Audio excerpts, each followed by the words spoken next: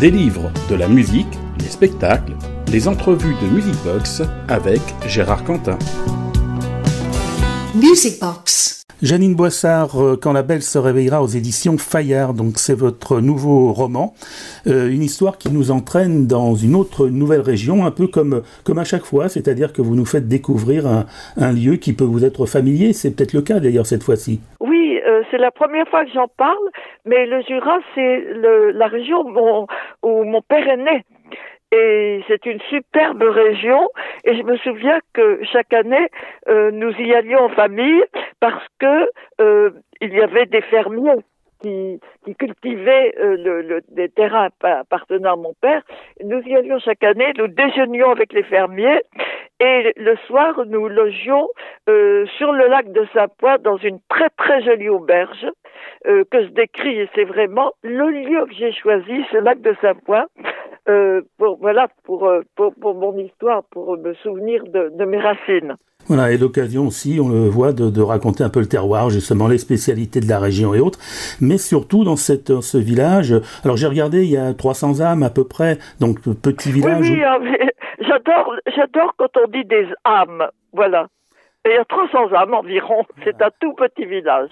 Et donc l'histoire d'Alma qui se réveille droguée, attachée à des chaînes, à un mur, dans une sorte d'étable autour d'elle, ça sent pas très bon, la paille un peu pourrie, elle se demande ce qu'elle fait dans cette étable et qui l'a amenée là. Oui.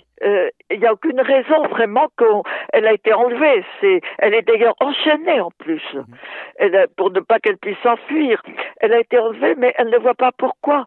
Elle n'a jamais fait de mal à personne, son mari non plus. On ne peut pas être envieux d'eux, donc elle ne comprend pas. Voilà.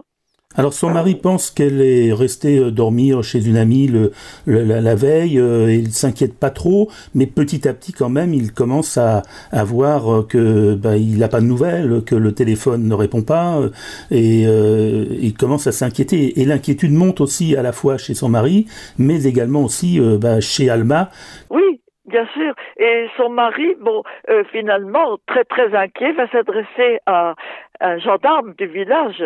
Et j'en profite pour dire que j'ai d'excellents rapports avec les gendarmes et qui m'ont beaucoup aidé pour établir le personnage de Brissot, qui est le principal, un des personnages importants. Un gendarme très près des gens. Les heures vont passer, elle n'a plus de montre d'ailleurs, sa montre un peu fétiche.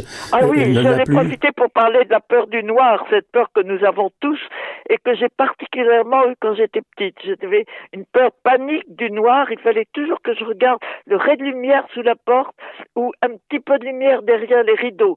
J'étais terrorisée par le noir. Jusqu'au moment où effectivement une silhouette va arriver encapuchonnée et c'est son ravisseur qui vient, qui lui apporte quelques petites choses à manger et qui repart aussitôt. Elle ne sait pas si c'est un homme, une femme. Là aussi encore, l'inquiétude va monter d'un cran chez elle pour essayer d'identifier. Oui, alors elle ne sait pas qui c'est, mais il va lui apporter de plus en plus de choses, des choses dont elle a besoin, dont elle a envie. Elle s'aperçoit qu'il est finalement bienveillant. Et ce personnage, un prof qui s'appelle Paulin, m'a passionné. Généralement, je m'identifie plutôt à la femme et j'aurais dû m'identifier à Alma, mais j'ai bien plus été entraînée et préoccupée par ce personnage qui a beaucoup de facettes et qui finalement est extrêmement fragile. Une vidéo va être diffusée sur les réseaux sociaux qui la montre enchaînée. Et d'un autre côté, une relation va commencer à s'installer entre Alma et Paulin. C'est ce qu'on appelle souvent ce syndrome de Stockholm, la relation entre le ravisseur et sa victime. Mais là, ce qui est intéressant, c'est que petit à petit, Alma va s'apercevoir que c'est elle la plus forte et que d'une certaine façon, c'est lui la victime. Et c'est ça qui m'a passionné.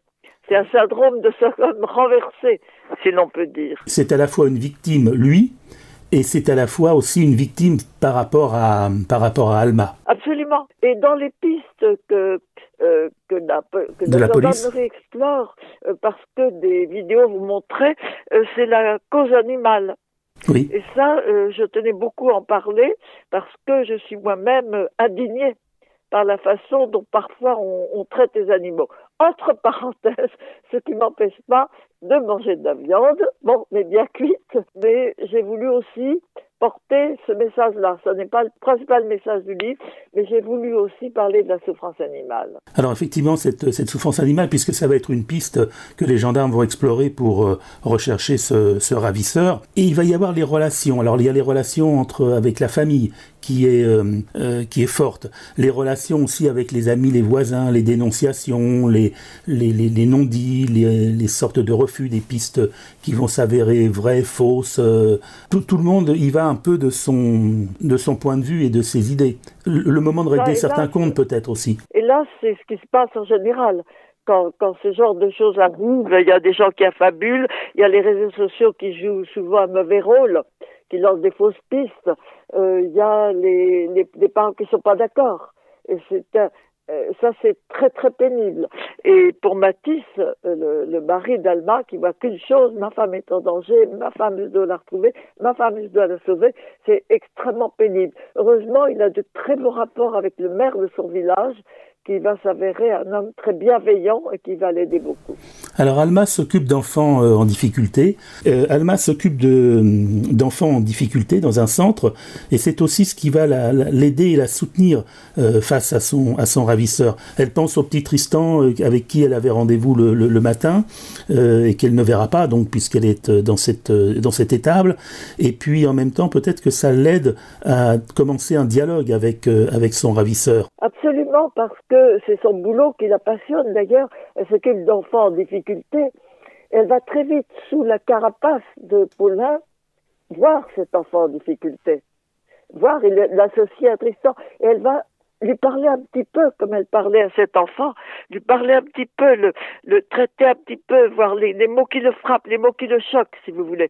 Le métier d'Alma était très important à choisir. Alors la relation qui va s'installer entre eux, c'est à la fois, j'ai l'impression, une relation de stratégie de la part d'Alma, mais en même temps une relation d'empathie avec Paulin.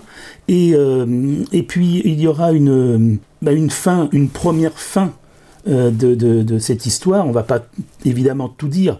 Il y aura une première fin, mais qui va aller bien au-delà ensuite. Oui, il faut surtout pas dire la fin, parce que vraiment ça gâcherait tout.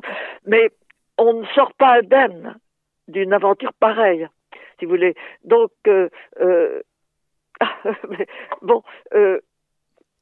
si Alma s'en sort, il faudra qu'elle arrive à résoudre ce problème, si vous voulez, qu'elle le surmonte. Donc, cette double fin était importante. On n'a pas parlé du titre. Le titre veut dire « Quand la belle se réveillera ». Elle a une grande amie qui l'appelle la belle, parce que au fond, cette amie lui dit « T'es forte ».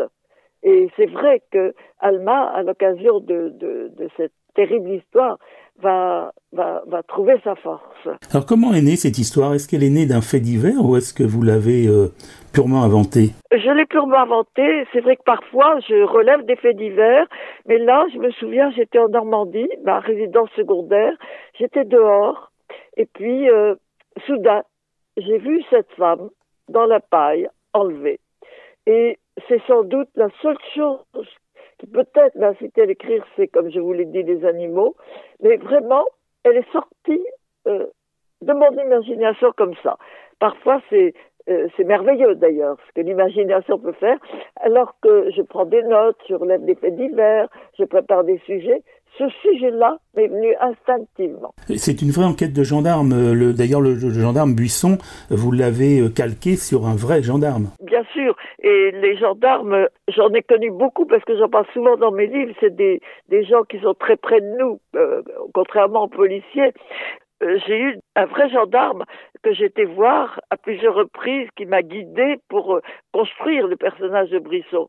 Il m'a beaucoup aidé. J'aurais pas pu le construire sans lui. Quand la belle se réveillera, Jeannine Boissard, donc c'est votre nouveau roman, donc sorti, un thriller, sorti aux éditions Fayard, un véritable suspense, je dirais même double suspense, parce que voilà, une fin vous suffisait pas, il en fallait plusieurs.